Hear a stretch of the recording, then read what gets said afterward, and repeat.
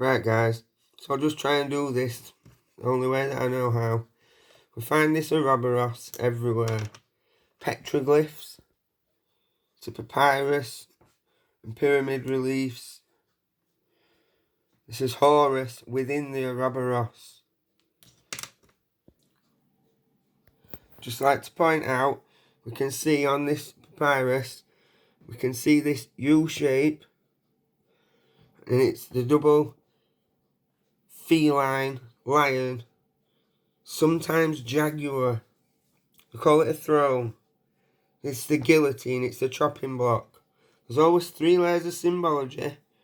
And I've told you before, guys, this is the neck when the head comes off. And this is the guillotine. It is a throne. Just bear with me, guys. The Ouroboros. We can find this Ouroboros everywhere. And it all ties in together. As we can see, this is a Ouroboros, a dragon. This is an Olmec figure, Olmec. Who killed Khan? Olmec killed Khan. Lamech did it. See the bag? The bag. Here we can see on this Chinese silk an Ouroboros carrying the man. The Chinaman. The man from Nod. The traveller. We find this Ouroboros symbol everywhere because it's all a global model, because there is only one story, one history, there can only be one truth, and it is universal. Okay guys, so you might remember me showing you before that the Ouroboros is the serpent, and the serpent can be found everywhere, again in reliefs from the oldest petroglyphs right down to your computer games and your movies and your music videos today.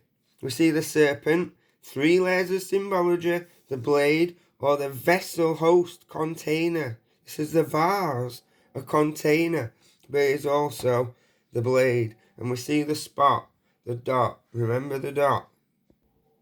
Some of you guys will remember me showing you this Swedish relief of the serpent. And he's certainly after the man. We see the ball. Spot the ball.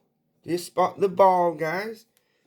And we'll notice that his arms are flayed in the air and he's excited.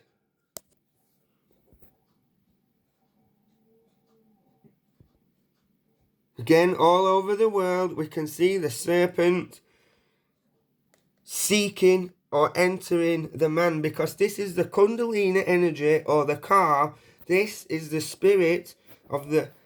Now there's 2 layers to this. There's this can be the fallen, or in general for everyone, what we call the legion.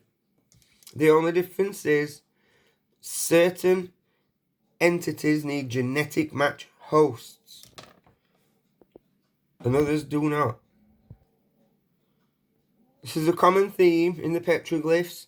The serpent entering the man in the head. Always in the head. This is from Shimeo, China.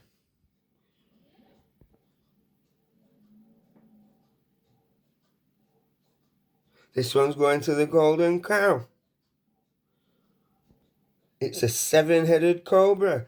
This is specific. We see up here, we see the Shen.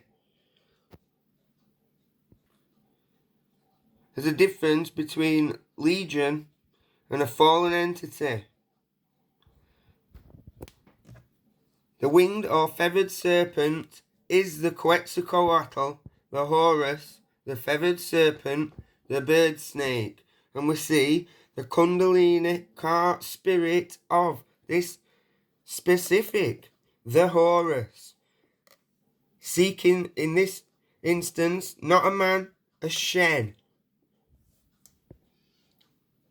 Keeping it really simple, guys, because there's more in here to identify this particular entity, but it is a serpent entity holding possession of a Shen.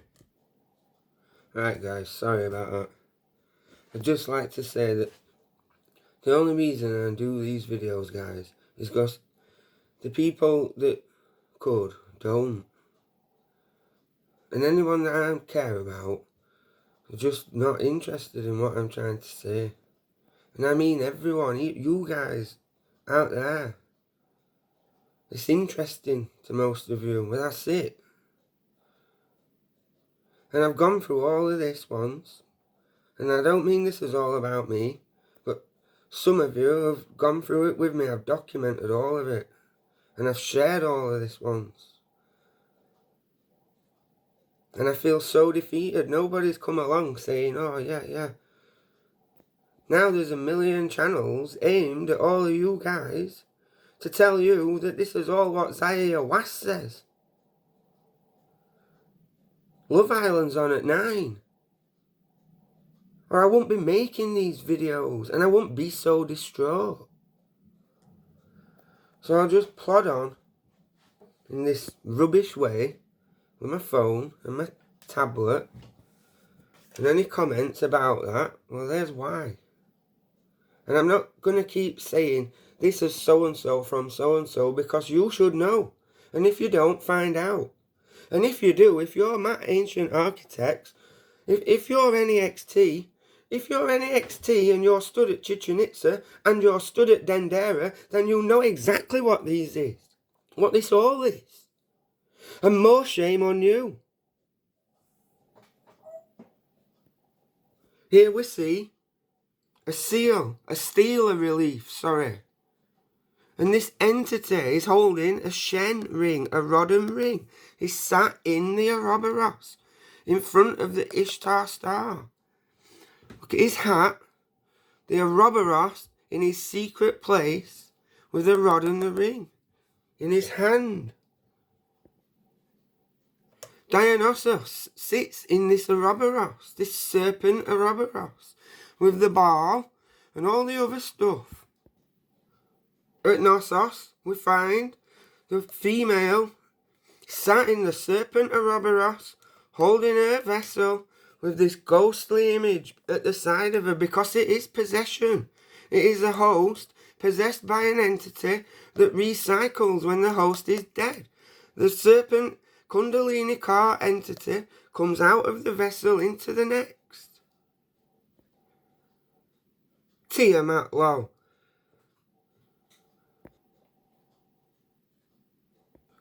Is this Tiamat?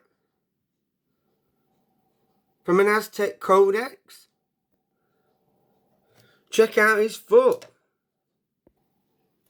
He's the Knossos traveller, guys.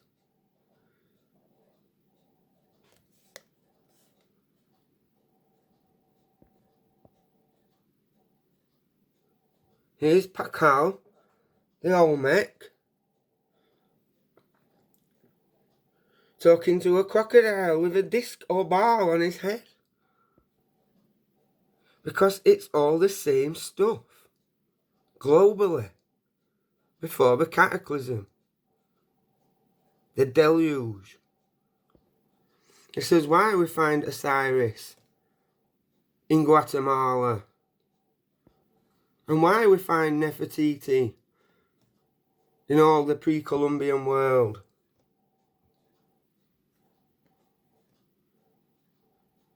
Because it's all the same.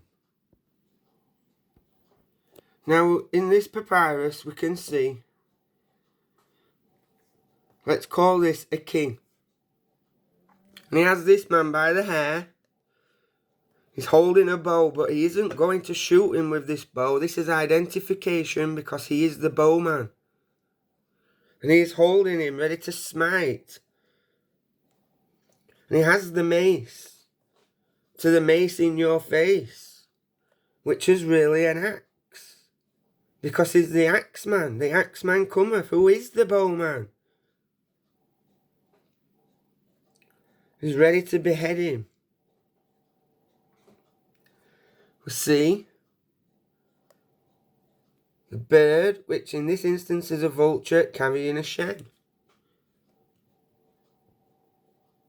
And we see this figure here, this God entity who is holding this blade as if to be guiding or instructing this figure to do what he's doing. And this guy is clearly separated visually from this goings on. Can you see that, guys? Right. Here's some South America stuff. Can you see what he's doing? Holding his head. He's ready to smite him. We see the vulture. We see his cart, Kundalini, ready to come out. We see the Horus, the golden bird. We also up here, we see a jawbone, which is interesting.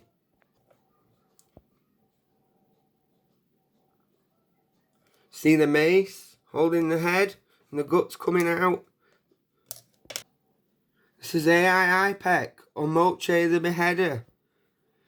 He's the axeman with the mace, the smiter of heads. Interestingly enough, this head is a diagonale. The bastard, the Ben Sinister, is half and half.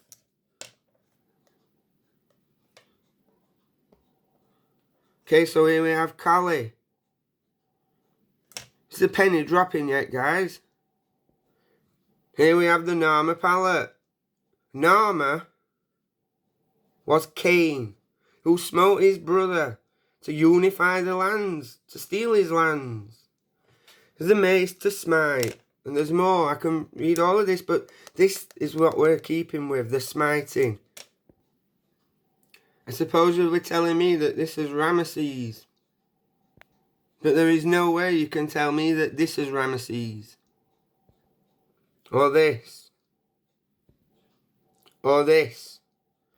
Because it is all the ritualistic, sacrificial beheading to release the Ka or Kundalini serpent spirit of the possessing god from its host, whilst high on psychedelics like ayahuasca, and involves ritualistic sex magic.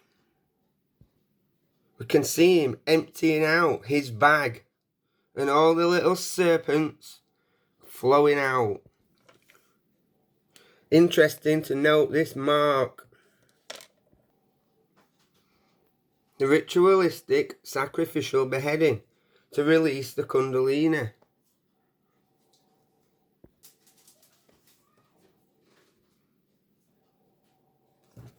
See the wasp and the sun-winged disc flanked by these two. It is certainly possession. Possession in the pineal, in the head, where the entity uses the host to carry out its will. The Ouroboros, again, found everywhere because the spirit goes on to the next host over and over throughout time. Now back to Knossos.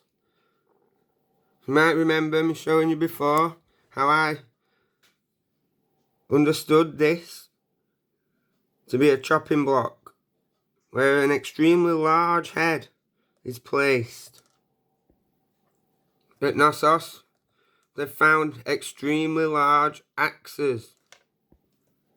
And at Knossos, we can find this relief, this painting of an altar, which is a chopping block with the horns. And we can see the blood running down. And not only can we see in the painting relief on the wall at Knossos that this is a chopping block with blood running down, we can see the little genies all running out. The Legion. Because that's what it is. This is the meaning of this symbol. Here we can see the blood coming out of the vessel and the mark that I told you to remember. The X marks the spot once you've spotted the ball. You can't tell me that you stand here and have videos with this in it and tell me that you don't think it's this or anything to do with it remotely. It is all possession of the Kundalini, by the Kundalini, sorry guys.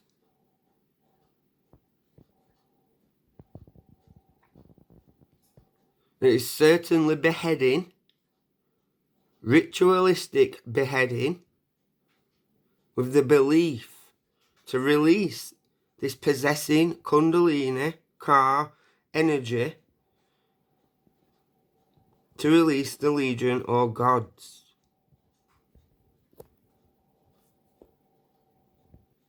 Go back to this so we can get a memory refresh. I'd like to talk about this, because this is where we're going. This is the Baal court at Chichen Itza.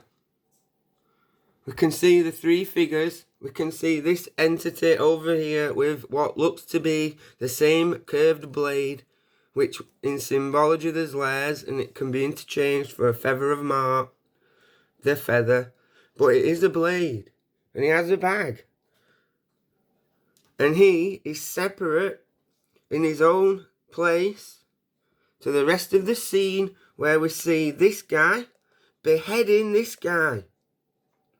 This is not a serpent-headed man. This is his, in layers, this is his blood coming out of his neck because his head's off. And all these serpents is a legion. And one of them, if you look close, is a falcon. Because it's the feathered serpent. This is literally Cain. And this is who killed Cain. Kukul Khan. He's holding his head and all his tendons and stuff's hanging out at bottom. I don't know what's with all you guys. They're all blazing ayahuasca. They've offed his head. Here it is. And here's his car. Kundalini. Serpent. The wind is spirit. In the ball. What's the matter with $5,000 each to come and stand here?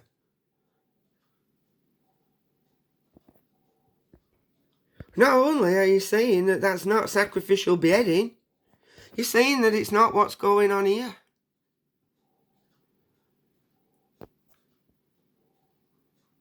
When granted, this is the opposite. This is the Kundalini going in. There are many reliefs in this area, tomb in Dendera. They say this is called the Ka, but it's not what you mean. Alright, right. Look, this is his Jed pillar. This is him. His arms in the air and his head's off. Enough to send a shiver up your spine. Shiver up your Jed pillar. Sorry guys, but I'm so deflated, defeated. I just don't understand any of it. What? Well, clearly I think I understand this. It's not just Dendera or the Baal court. See Horus telling him to behead the guy to release the Kundalini. We see it all aspects of it all, even the vine. I think this is Viking. What do we think's going on here then after all of that? What's he telling him to do?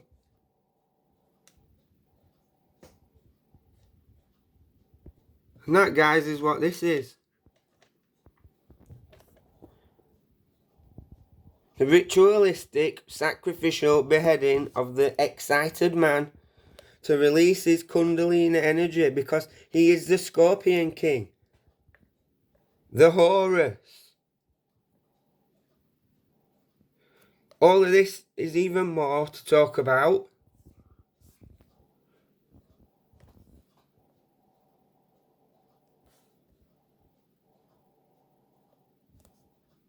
And the bags. So what are the bags? Some say he has a bag. Looks like a head with a face to me. This is a head with his pineal. Egypt. Just like the Templars with John's head. So this Shen ring, guys, that they're all holding, the Rodden ring. wedding ring and contract. If they're not holding a bag, they're holding a Shen ring. All throughout the world. In all the artifacts. A vase, a Shen ring, or a bag. Because the three are interchangeable. It's in possession of a host. You see here, Mart has the Shen ring. And the Shen ring is a cartouche. They'll tell you it's a cartouche. Here, the entity is in possession of the Shen cartouche. Showing you it's in possession. And the name inside is who is possessed. The fairy, the pharaoh, the genetic cross, bloodline king that's needed to host these entities. The Shen shows who is doing the possessing. In this case, Mart is the goddess possessing. And the name in the Shen ring, that shows who is possessed. I think this says Neftari. I'm not sure. Mart possesses Neftari. It's certainly possession. Now, not only do we find Osiris over in the Americas, we find this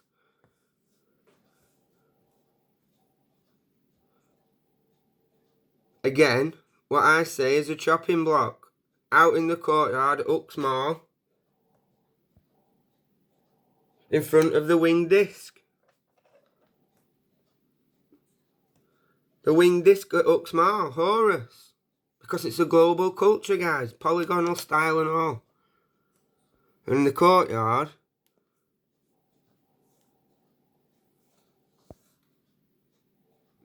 is where they behead. Now back to this. It is a chopping block, but it is also a throne. A lion throne. A jaguar throne. Baal has the lion throne. And we can just see the jaguar throne behind the so-called Chakmul, which coincidentally in 1995 used to have this chevron, Mark Master Mark, which is a pyramid in the eye, if you can see it, guys.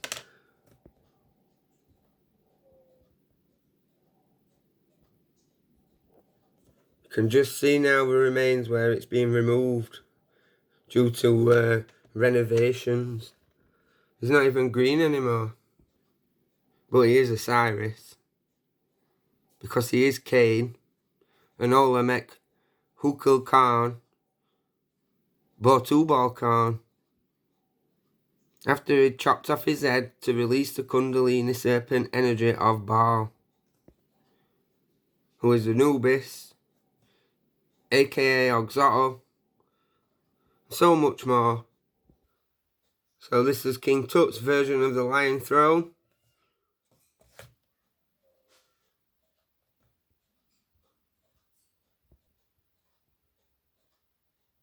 Here we see the same entity. We'll say the Horus, call him Quetzalcoatl, call him Garuda, call him whatever you want. It is a title of a genetic bird and serpent house bloodlines crossed, possessed by the spirit of Anu, Anubis, whatever you want to call it, Baal.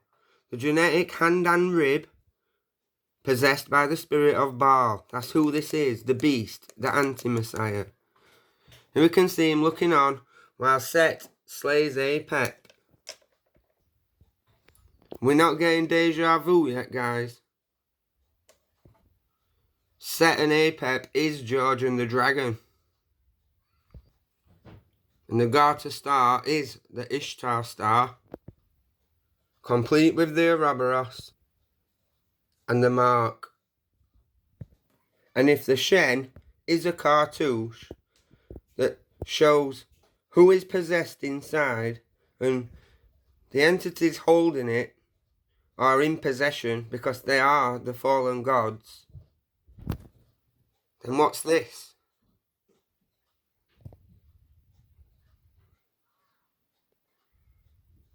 It is the sacrificial, ritualistic beheading to release the Kundalini, the possessing God. It is the oldest reoccurring thing throughout history because it is the truth. Notice the T-shape and the net on this pillar from Göbekli Tepe. Can you see the net, guys? Here is the apron of the Ascended Master. Sorry, the Grand Master. One or the other. See the T-pillars and the net. The son of Horus. The down chevron because he's coming down. He's the falling squatter man that they're waiting for. This is alive today. This is not ancient history or rocks or ramblings on YouTube. This is the highest echelon of non-royal society you can get. Apart from this and this.